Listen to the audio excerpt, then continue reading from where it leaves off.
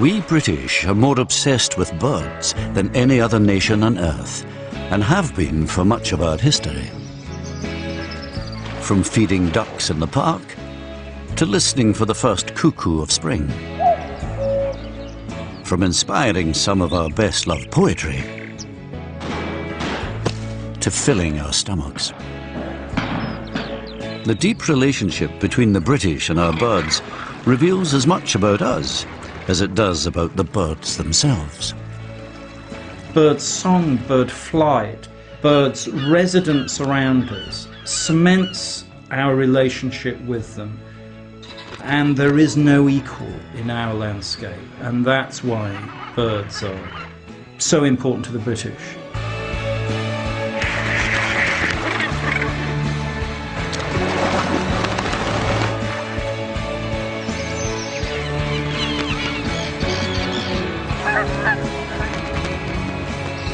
And of all Britain's birds, one particular group has risen to the very top of our affections, those that have chosen to live alongside us, in our gardens. These have become the most familiar, the most loved, and in some cases, the most hated of our birds. To an awful lot of people, there is nothing but garden birds. The only birds they actually see are in their garden. They perform a daily soap opera outside our back window, a soap opera whose characters reflect our own attitudes, prejudices and emotions. And yet our relationship with garden birds is a surprisingly modern phenomenon. It is the result of some of the most dramatic changes in British society in the last 150 years.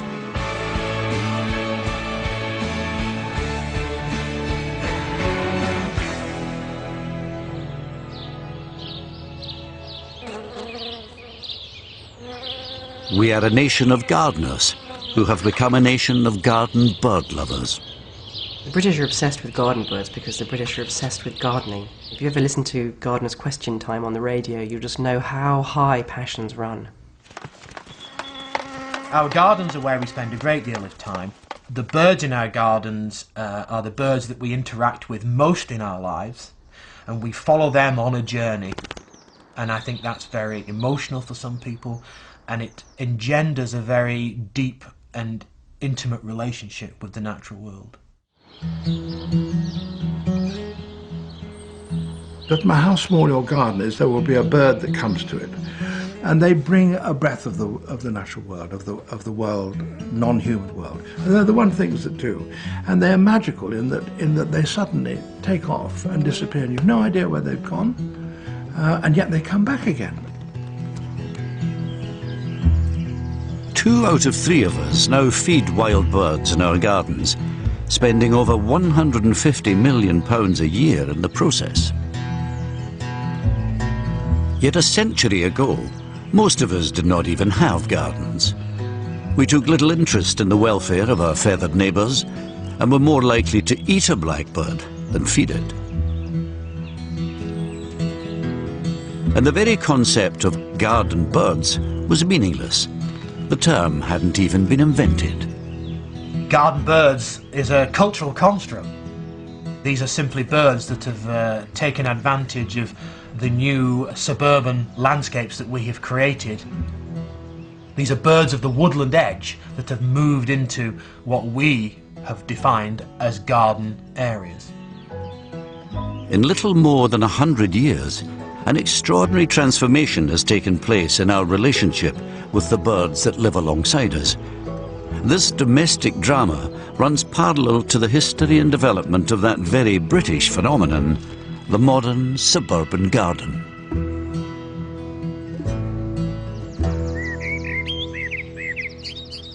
But it's a story that begins 10,000 years ago, when one adaptable little bird sought out our company for the very first time. The house sparrow.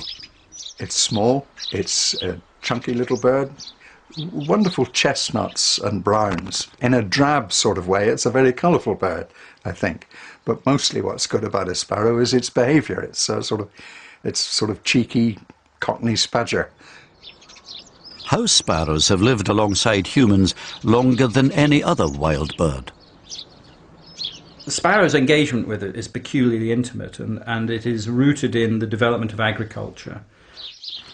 Agriculture is thought to have originated in the Fertile Crescent in the Middle East, and house sparrow distribution probably began and spread with agriculture out across Europe as agriculture itself was passed from community to community. And as it moved, they found a way to live beside us. Sparrows found nest sites on our homes and food in our fields and farmyards. But their dependence on us meant that we viewed them with suspicion from the outset. Sparrows, very early on, were regarded as pests because they fed on the cereal crops that the farmers were growing. And in fact, the first evidence for this in the UK was in the reign of Queen Elizabeth I. Her Parliament passed an act which allowed the payment of head money for sparrows. People would take the head of each sparrow to the parish church, where they'd be paid a small bounty. Since that time, farming communities all over Britain have waged war on sparrows. One of the interesting things about sparrows is they've never really lost a shyness, a difficulty of approach, in the way that blue tits and robins have lost their fear of us. Sparrows haven't. And I think that's to do with the fact that because they ate grain, they were harvested and they were eaten. It's not all that easy to catch such a clever bird. So our ancestors turned to Holland for a practical solution. Dutch engineers who came over and drained the fens brought with them what were known as sparrow pots.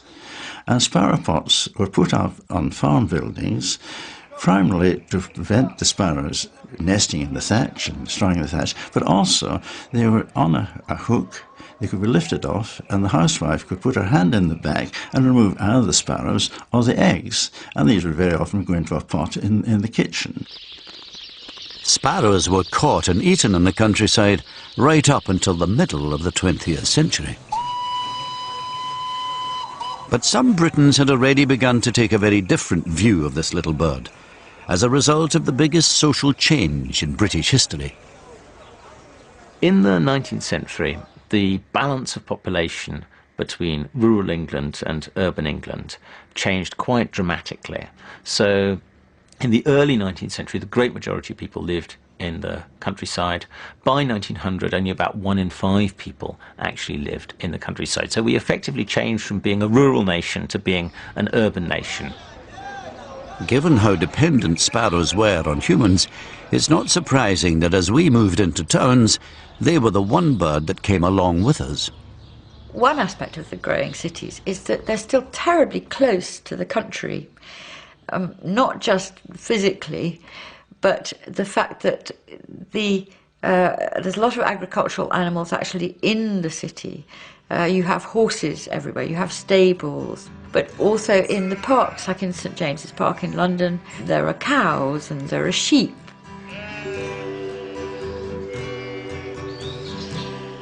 So those birds which thrive on dung and seeds and so on, like the sparrow, could find the city quite a happy home.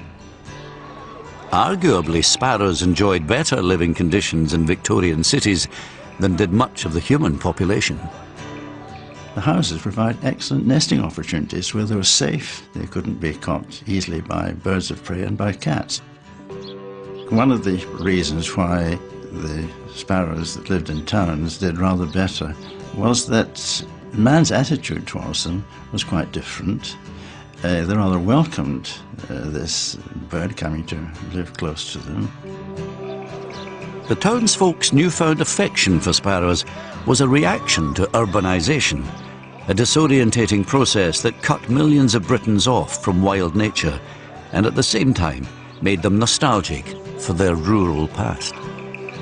The working classes and the poor found themselves living in densely packed housing with little, if any, outdoor space and no trees or greenery. But they found one way to reconnect with the birds of the countryside, not outside the home, but within it.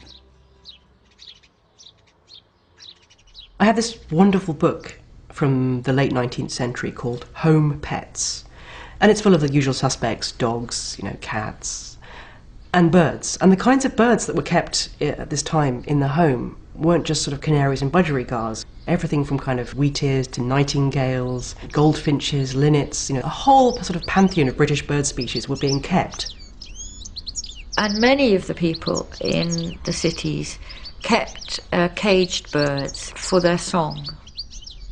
The song of the bird was like the music of the country, and you could close your eyes and you listen to the birds sing, and you could be transported back to the countryside that you came from.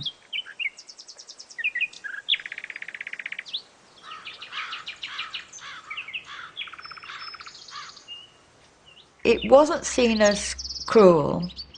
In fact, people write about particular species like goldfinches happy in its cage. It sings more. These creep into Victorian novels too. A famous example can be found in Charles Dickens' Bleak House. Freedom that they have lost. Not surprisingly, the most popular cage birds were those with the most attractive song. The nightingale was one of the most popular cage birds, but because it was a very difficult bird to keep in captivity, requiring live food, worms and insect larvae and so on, and as a result having very wet droppings, it was a dirty bird to keep. So you had to go to a lot of trouble both to feed it and keep it clean. In a way, the nightingale was kind of knocked off its perch by the canary. Whether exotic or British, caged birds served another purpose beyond their song. It was felt that encouraging children to keep caged birds was very good moral instruction, because if you had a pair of canaries in the cage and they were breeding, you could see mum and dad feeding the chicks simultaneously. They were like a model human couple in a way. Because the Victorians believed birds paired for life, unlike many other creatures, the church had singled them out for special attention. One clergyman was particularly influential in shaping attitudes to birds at this time. The Reverend Francis Orpen Morris was typical of the clergy of his day, in that he regarded all of bird life as moral creatures from which we had to learn. The hedge sparrow, or as it's now known, the dunnock, was a favourite with Morris. The dunnock is a shy little bird, isn't it? A reclusive little bird that in bird table terms is walking around the bottom of the bird table and picking up the crumbs. And yet it's one of these birds, when you get a really good close look at it, has very fine plumage and a lovely coloured pair of legs and so on, and a nice little thin bill.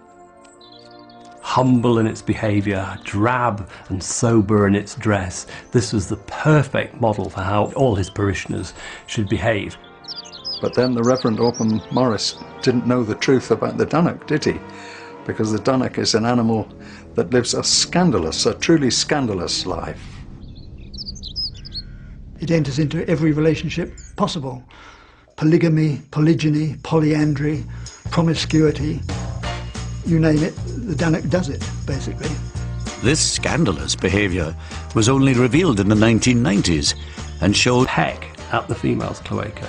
And basically he's watching and waiting for her to eject sperm from the previous mating. And those copulations in the dunnock are so fast. It's about 1/10 of a second. That must be almost the fastest bird copulation there is. He basically just flies over. Respectable birds, and the truth is, I'm afraid that the only moral you can draw from them is that it's every man for himself. morality was not the only aspect of Victorian culture shaping our fledgling relationship with the bird life in our towns and gardens. The rapidly growing humane movement also played an important role by campaigning for compassionate treatment of all God's creatures. At its centre were children's humane societies, such as the RSPCA's Bands of Mercy and the Dicky Bird Society, founded in 1876 by W.E. Adams. William Edwin Adams was editor of the Newcastle Weekly Chronicle from 1864. He was also very politically active here in Newcastle. Adams wrote a column for children each week under the pseudonym of Uncle Toby. His objective was to encourage humane behaviour towards animals. A key part of this behaviour was feeding wild birds, and this was included in the pledge taken by new members of the Dicky Bird Society. I hereby promise to be kind to all living things, to protect them to the utmost of my power, to feed the birds in the winter time, and never to take or destroy a nest. Today we take feeding birds for granted, but in Victorian times it was quite unusual, even in our towns and cities. By encouraging children to feed wild birds, the Dicky Bird Society promoted a pastime that would forge a lasting bond between the British people and their garden birds.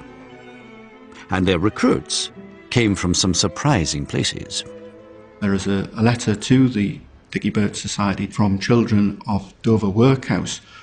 Tells Uncle Toby that they were collecting crumbs from their table to feed to the birds the next day. The Dicky Bird Society was a highly successful organisation, attracting hundreds of thousands of children throughout the country. Together with other children's organisations, they could boast millions of members. It seems that as the 19th century progressed, the number of people actually feeding the birds visibly increased. There was a brand new generation of individuals who were far more interested in garden birds and their welfare. But not everyone in Victorian society thought it necessary or indeed desirable to feed birds. The Victorians were caught up in a massive ethical dilemma about feeding the garden birds. On the one hand, Victorian society and values were dominated by the concept of self-help. You had to look after yourself. You couldn't depend on the state for welfare and for support in hard times. And they extended this moral code onto the bird life. So therefore the Victorians believed that by feeding the garden birds, you somehow made them indolent, lazy and dependent on welfare. These attitudes would be changed by a series of very hard winters, which pushed birds to the edge of starvation. Victorian Britain was also dominated by these emerging new sensibilities for nature, by this wave of humanitarianism that developed decade by decade, and that was extremely powerful, and the Victorians couldn't bear to see suffering. So when hard winters kicked in, like 1890 to 1891, and birds began to die in Victorian gardens, there was then a battle for control of the Victorian mind. And in the end, it was the humanitarianism that won, and the Victorians fed the garden birds in times of great peril. A major winner from this change in attitudes towards feeding birds was the robin, the nation's favourite bird. There's a very rich folklore associated with the robin that goes way, way back. You know, how did the robin get its red breast? The robin got its red breast because it plucked a thorn from the crown of thorns as Jesus was on his way to Gethsemane. A drop of Jesus' blood falls onto the bird, and thereafter it has a red breast. So it's associated in a fairly deep way with the New Testament. So robins, by Shakespeare's time, and possibly long before then, are associated with charity and piety. In the Victorian era, the robin's position in our popular culture became even more entrenched. Robins appear on Christmas cards through a rather strange process of causation. Robins gave their names to the first postmen, who wore red tunics and were therefore called robins. And on some of the early Christmas cards delivered by these postmen, the robin was often pictured with a postcard in its mouth, delivering the letter like a postman. So the robin gave its name to the postman, and the postman gave its role to the robin. Every year since, highly sentimental images of robins have appeared on our Christmas cards, an annual renewal of our commitment to them. By the early 20th century, the foundations of today's special relationship with the birds living alongside us had already been laid. We didn't yet call them garden birds, but a growing number of people regarded these creatures with a sentimentality that would have been inconceivable to their rural ancestors. But this developing picture of harmony was about to be severely tested. In August 1914, within days of the outbreak of the First World War, the Defence of the Realm Act was passed. This draconian piece of legislation outlawed many activities, including the wastage of food. Almost overnight, feeding garden birds became illegal, and people were even prosecuted for doing so. An elderly woman was fined at Woking for giving bread to wild birds. She stated that she had lost her only son in Mesopotamia, but all she used were the dirty bottom crust she could not eat, and that she had fed the birds for 70 years and would continue to do so. She was fined 2 guineas, the equivalent of more than £100 today. One familiar species wasn't simply deprived of food, but became one of the first casualties of war on the home front. Sparrows had long been persecuted in the countryside because they ate grain. But now people in the suburbs became concerned about the threat they posed to the nation's food supply, so they joined organisations known as sparrow clubs. These may sound benevolent, but they had a very sinister aim. The Sparrow Club was a way of dealing with this urban or suburban vermin species, and it would be a sort of cluster of working class people who would bring in their tallies from the sparrows they killed in their allotment or in their garden, etc. And the one who killed the greatest number of sparrows would win a silver cup for that year. Sparrow clubs caught sparrows in a number of different ways. The most common was to use large nets. The captured birds were then either killed and eaten, or they were taken to either gentlemen's clubs or to pubs, where they were then used as targets for trap shooting. Hundreds of thousands of sparrows were killed by sparrow clubs during the war. But because the culls took place at the end of the breeding season, when numbers were at their peak, it actually had very little impact on the population. Ironically, it was what we did in peacetime that would bring about a collapse in sparrow numbers. Things dramatically changed. In the decade from 1920 to 1930, the horse as a means of transport and pulling carts around and so on disappeared from the streets. It was displaced by the internal combustion engine. City sparrows had long depended on spilt horse feed and undigested seeds and horse droppings for food, so the replacement of horses with cars and buses deprived them of a vital resource. There's no doubt at all this had a dramatic effect on the number of sparrows that occurred in turn. Without even trying, we had reduced the numbers of the sparrow, the original garden bird, forever. But for many other garden birds, as for many householders, the period between the 2 world wars would see the dawn of a golden age. It's interesting how recent, of course, the garden bird phenomenon is. I mean, if you read books about birds in the 18th, 19th, early 20th century, then no one talks about garden birds. It sort of goes with the growth of suburbia. In just 2 decades, from 1920 to 1939, 4 million new homes were built across Britain.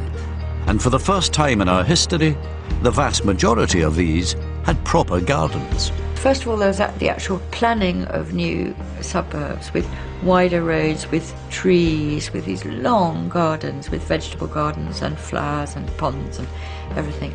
It's the continuation of a passionate Victorian idea that we must live close to nature in order to have a good quality of life and to be fully human. The interwar housing boom was the biggest garden creation scheme ever seen. Collectively, these new gardens provided a whole new man-made habitat for the birds to colonise. The importance of gardens in cities is classically revealed if you have an aerial photograph, where you rise up above, and instead of the gardens being separate, discrete, small, unimportant scraps of land around each house, they form an aggregate of semi-woodland habitats that are actually very important and often support a substantial diversity of birds. The creation of the modern suburban garden in the 1920s and 30s set the stage on which the relationship between homeowners and garden birds would play out over the rest of the 20th century. One bird would lead the way.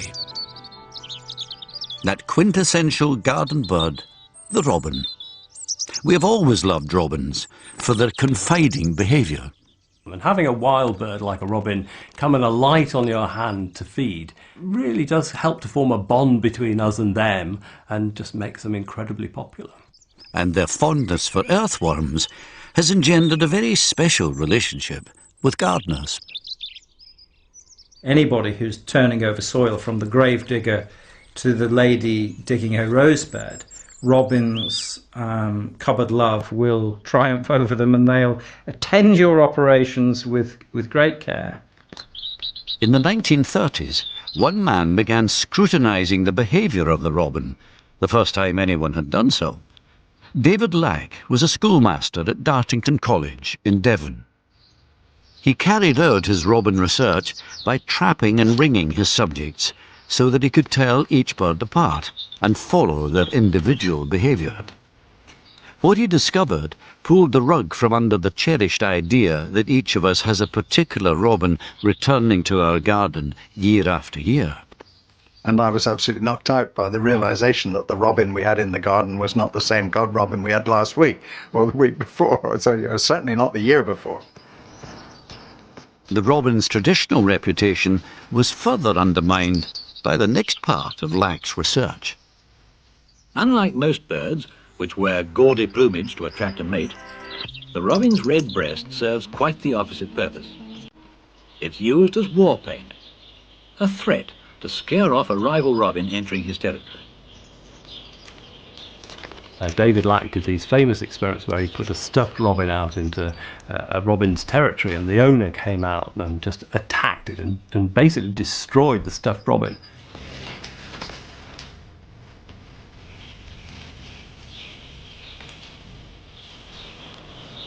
Our pretty robin redbreast turns out to be a very belligerent fellow. Lack published his findings in a book, The Private Life of the Robin. This became an unexpected bestseller and changed the way we study birds forever. The notion that you could take one species and write a book that was that thick, in which you dealt with territory, in which you dealt with song, in which you dealt with behavioural postures, which that was a revelation. And as far as I know, I may be wrong, but that was the first time that one particular bird was given that kind of intensive treatment. It's more than half a century since David Lack unmasked the robin as a short-lived, feisty little bird. And yet the sentimental Victorian image of it persists. So there's this curious disconnect between our notion of the friendly robin, the bird we love, the bird of our garden, the bird on our Christmas cards, that is entwined with notions of being British. And on the other hand, there's the real robin. By the time the book was published, Britain was at war again.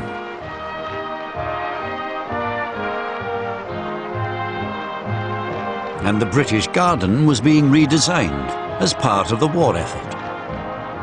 As far as gardens were concerned, the Ministry of Food realised that there was an enormous unused land resource there in people's gardens, and the high top priority was to produce as much food at home as we possibly could. So they started with a massive advertising campaign.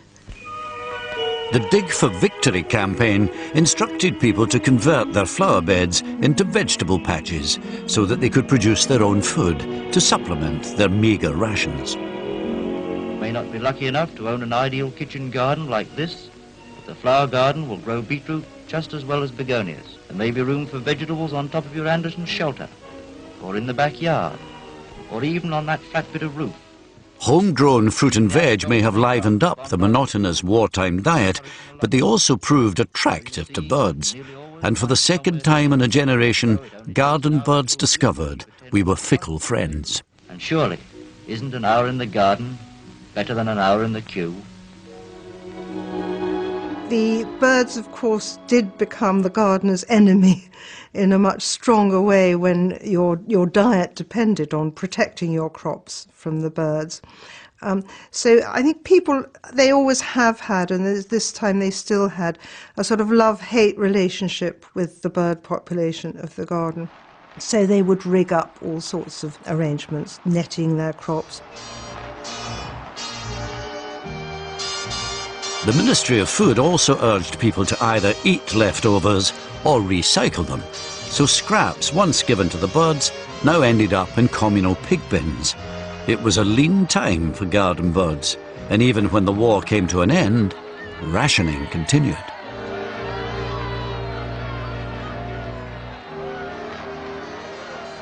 Britain now entered a period of austerity, but curiously, our attitudes to gardens and our attitudes to garden birds began to change.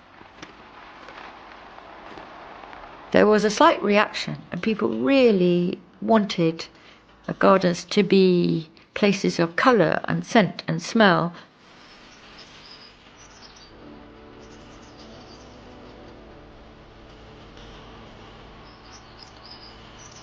Gardening for pleasure was back on the agenda, and part of the pleasure was communing with wildlife.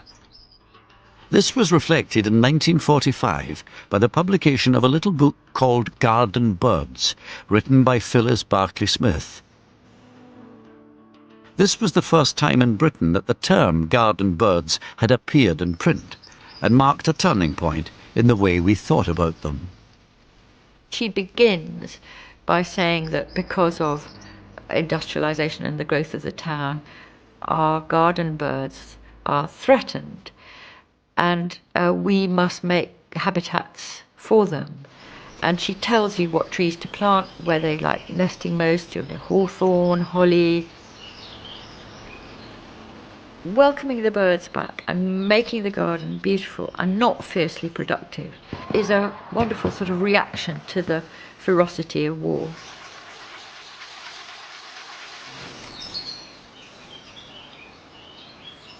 The design of post-war housing reinforced these trends by placing the kitchen at the back of the house with a clear view of the garden.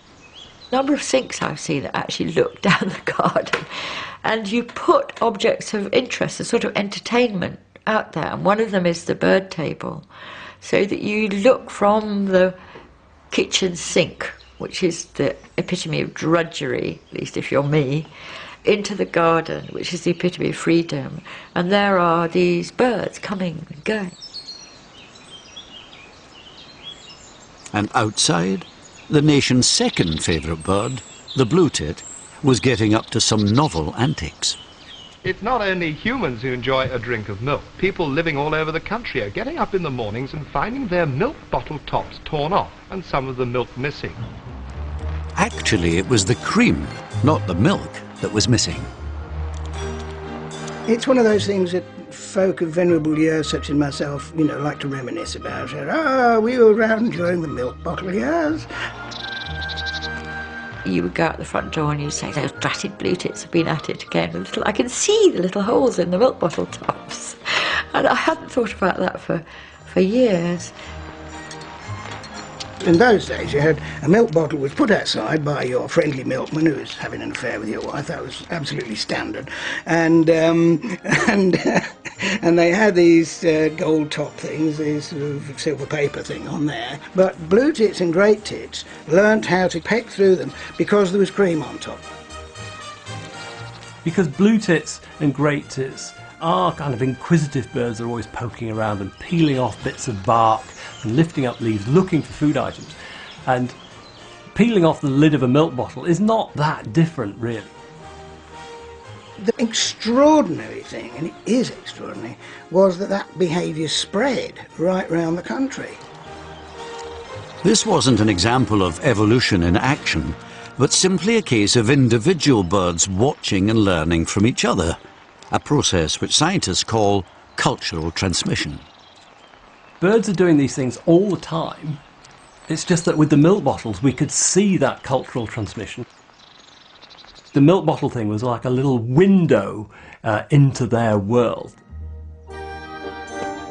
Even before the delivery of milk to the doorstep went into decline, the tits stopped pecking at the foil tops because of our changing tastes. As we became more health conscious, we switched to homogenized and skimmed milk, thus removing the cream from the top of the bottle.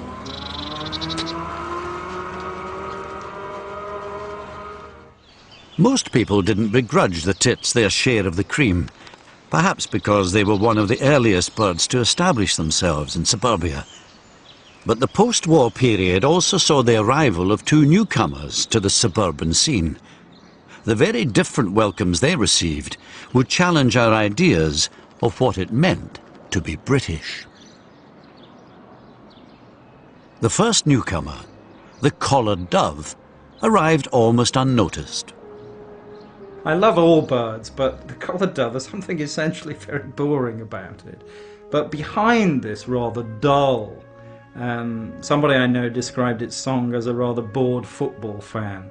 United, this kind of three-note song, United.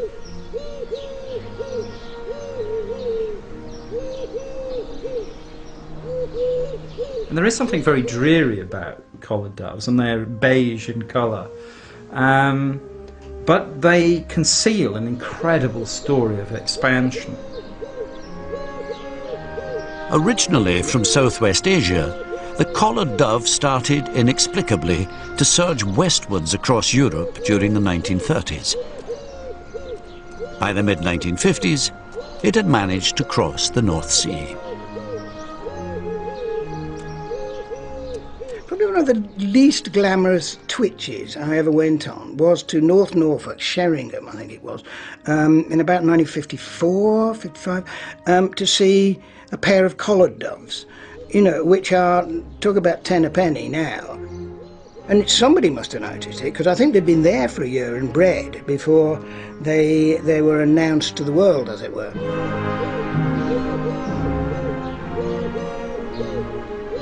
Certainly they've adapted to urban and suburban environments in an incredibly positive way. And it now must be one of the 10 most common birds in the British Garden. Unlike the collared dove, there was little chance of our second newcomer, the ring-necked parakeet, slipping into the back garden unnoticed. Parakeets are interesting because in the UK they shout foreigners.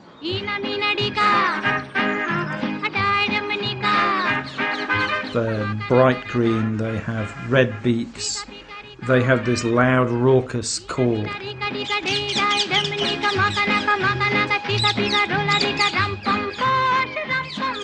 The arrival of parakeets, initially in West London gardens, quickly attracted the attention of the media. It's thought that a pair of Indian parakeets escaped from a local aviary in 1968 and rapidly became acclimatized to living rough, British style. One of them visited the back garden of Mrs. Vera Tompkins, who's always loved birds ever since she was a young girl. One came and sat on the top of the pear tree in the next garden, and I thought what a wonderful thing it would be if he came after my bird's food. And of course he did. Well, then in a day or two, there were two. A day or two after that, there were 3, and then 4. And on Boxing Day, there were 22.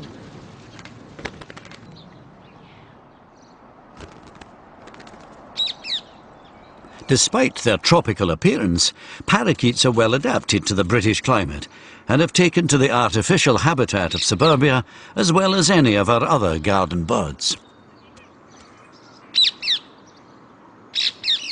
Well, I have to say I like them. They, of course, make a mess and they make a noise, but by golly, they're lovely, aren't they? I mean, they're absolutely beautiful. I get up in the morning and look out and there's 6 or 8 parakeets, and it doesn't half gladden the heart. And yet the parakeet's acceptance as a truly British bird is not quite complete. I'm one of the growing number of people that don't like parakeets. I actually don't like them at all. It's probably because they're big, they're green, they've got long tails. They just don't seem to fit in this countryside to me. To start with, it was probably a little touch of the exotic, and maybe that has darkened because it's become more successful, and there are rumblings that these hole nesting birds might start to have an effect on native species. I think that we will see changes in our response by naturalists, and you will see changes in response by the public. But for now, I welcome them, and I watch with fascination how the bird will be treated in the 21st century. It's no accident that the ring-necked parakeet and collared dove chose to colonise our suburban gardens rather than the wider countryside. For it was during the late 20th century that a revolution took place in the way we attract birds to our gardens. It was a revolution born out of our growing affluence as a nation and would come to define our contemporary relationship with garden birds. And it was led by bird food. When I was a little boy, there was a great British tradition of trying to chop coconuts in half. And I just vividly remember the kind of fiasco of trying to hit this thing, and it was, you know, and what you fed to birds was coconuts if you were posh and breadcrumbs if you weren't, kind of thing. That was it. In the absence of commercially available bird food, the British had traditionally fed garden birds on kitchen scraps. As our enthusiasm for feeding grew, those with time and money went further. Now, when you're cooking for birds, there's no need for any of this continental sophistication. And Indian curries are right out. No spices, no salt, incidentally, either. We'll do a bird pudding. Now, you need 12 ounces... People like the idea of cookery for birds. So if you do the sort of cod recipe with fat of some kind and seeds, you can make a kind of cake out of this. And, of course, that's very attractive to birds. Hot oven going over here. Like so. And I've got one in there already, of course, to show you what it looks like when it's finished. At the end of the day, you've got a baked cake, really, a flat cake. But with increasing demands on our time, fewer people were cooking for themselves, let alone for the birds. They turned to a convenient alternative: peanuts in a red net bag. These were low-grade nuts deemed unfit for human consumption. Although they were potentially nutritious for birds, they had a drawback nobody knew about. The problem with peanuts used to be that large proportions of them coming into the bird food trade were toxic, and they were contaminated with aflatoxin, which is a breakdown product of a mould. When birds ate the contaminated peanuts, they were slowly poisoned.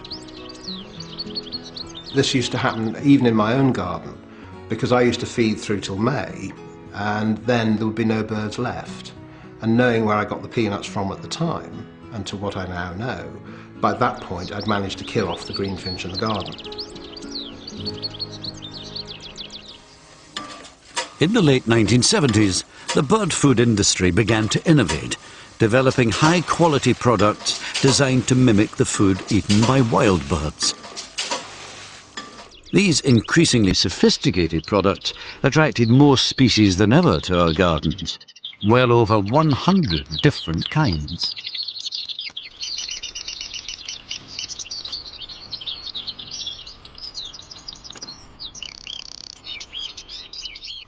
They also proved irresistible to bird-loving shoppers.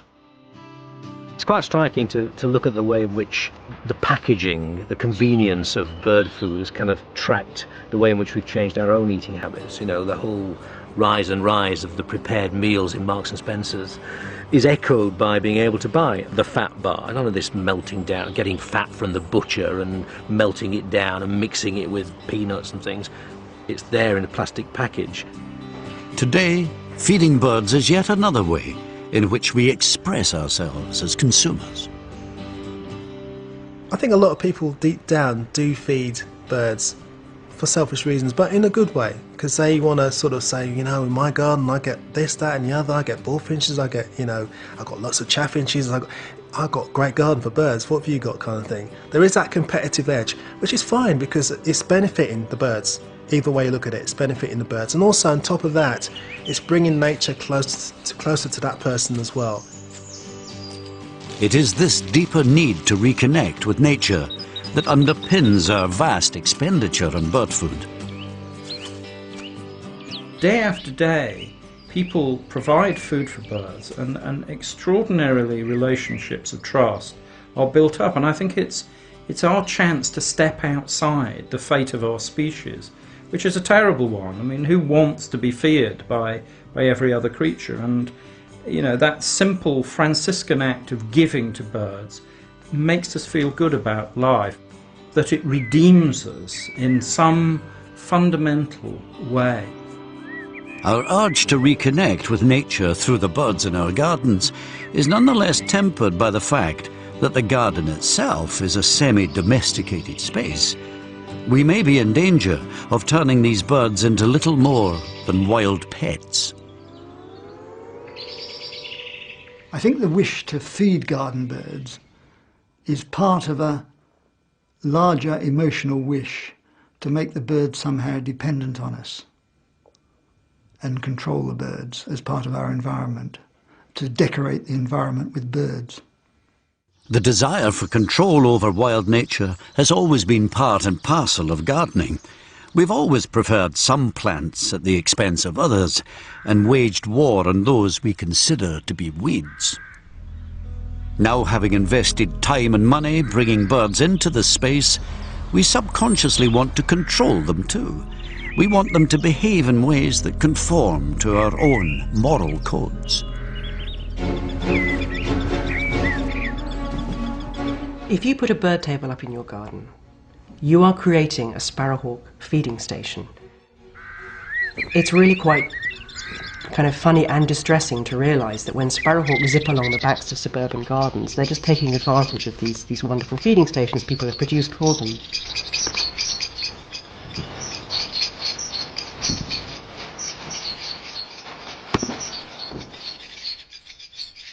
People get very upset about sparrowhawks, for example, because they see their gardens as an extension of their living space.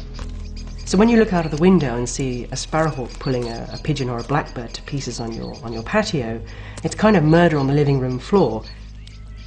And this is why some birds become described as being mean or evil or villainous, because they become part of the human world. The arrival of uninvited predators into our gardens throws into sharp relief the emotional ties we develop with the birds we feed. If you've got used to your blue tits and some great big predator goes whisking through and basically takes that away, I think inside you're going, that's mine, and you've lost something. As a result, many of us divide garden birds into two camps. On one side, our friends, and on the other, our enemies. We project human values onto the birds and then admire them for them or dislike them for them. We like the robin because it's tame and confiding, or so it appears. In fact, it's the merest cupboard love. We dislike magpies and starlings because we think they're noisy, rackety birds, vulgar, aggressive. These are all human characteristics. The melodrama that is the garden and our encounter with it can lead to the introduction of moral ideas in nature which are very unhelpful. The way that many people view magpies as the arch-villain of the garden soap opera is a case in point. Magpies are big, bold songbirds with not much of a song, but a great taste in young songbirds of other species, and we really hate the fact that they eat our blackbirds and steal our tits out of the bushes. They're confident, they're cocky, they're incredibly smart, so they will find a blackbird or a song thrush nest And if the parents mob them and chase them away, they just bide their time and come back at a more appropriate time. And then, much to everybody's horror, they butcher the offspring on the lawn in front of you. Branded as baby killers, there's a popular view that magpies are responsible for the recent decline in songbirds. There's no scientific evidence that magpies have been responsible for the decrease in garden birds or songbirds in general that we see across the whole of Britain. The BTO were involved in a very detailed survey. We were involved in that as well. From a scientific point of view, there is no evidence for that. Magpies I defend to the death. I mean, I've had many fights with people over magpies, and people talking about, oh, magpies and sparrowhawks, they cause the decline of all the songbirds. Well, I think, we're using magpies and sparrowhawks as scapegoats, really, because we are the animals that have caused the decline of songbirds, much more than any of those birds. When viewing the garden bird soap opera through anthropomorphic spectacles, we are often blind to the real villains, to our own role in the drama.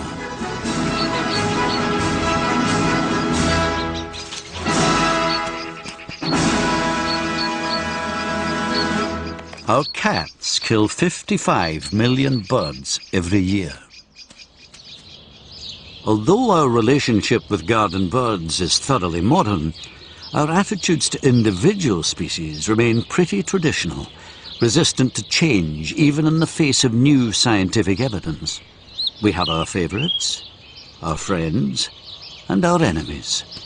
And in the garden bird family, there has always been one poor relation, the house sparrow. The recent history of Britain's sparrows reveals not only the strength of our passion for our feathered neighbours, but also our inability as garden owners to influence their fate.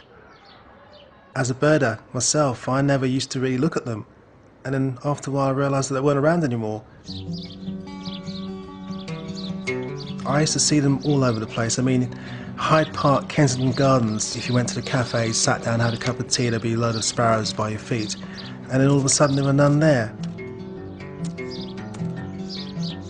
Every park had an old gentleman who fed the sparrows, and he always had his arms out like this and a hat on, and they're covered in sparrows, and you could do it too. And I've got photographs of them from that time, but you won't find them now when you go out there.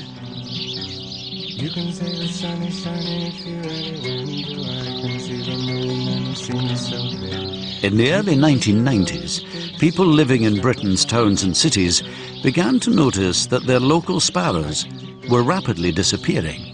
They wrote to their local newspapers, they contacted their local councillors, even questions were asked in the House of Commons, what is happening to sparrows. Having been taken for granted for so long, the sparrow was suddenly on our radar. A nation of bird lovers was demanding to know what was going on with their cheeky little chappie.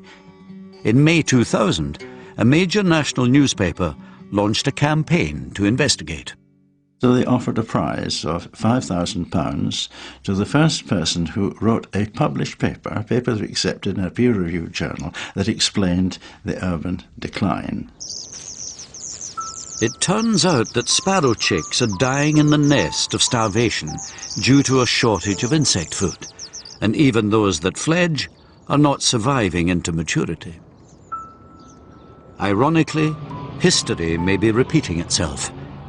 Having dealt a major blow to sparrow populations in the 1930s, motor vehicles are once again being linked to the current catastrophic decline. And the one common cause, I think, is atmospheric pollution. Atmospheric pollution coming from vehicles.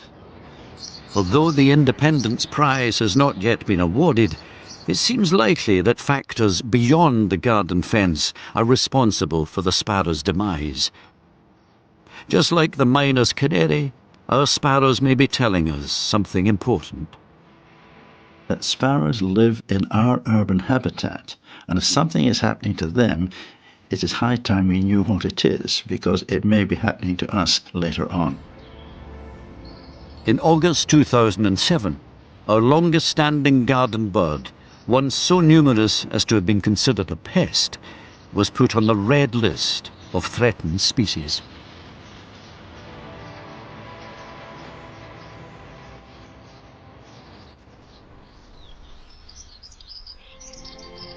The creation of the modern British garden gave us a new suburban space in which we forged an equally modern relationship with the birds that came to live alongside us.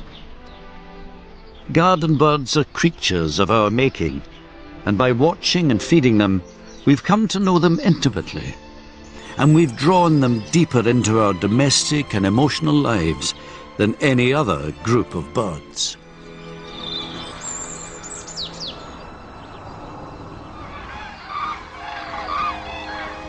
The story of garden birds is just one aspect of the long, eventful, and often surprising relationship between the British and our bird life.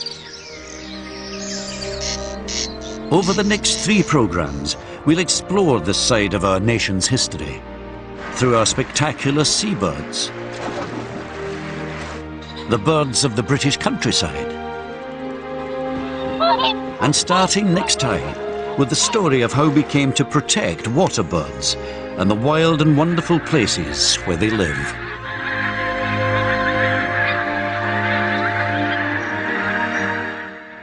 More rare breeds coming up next this evening in brand new drama as season 4 of Mad Men continues, and David Attenborough's search for the very first animals begins this Friday at 9 over on BBC 2.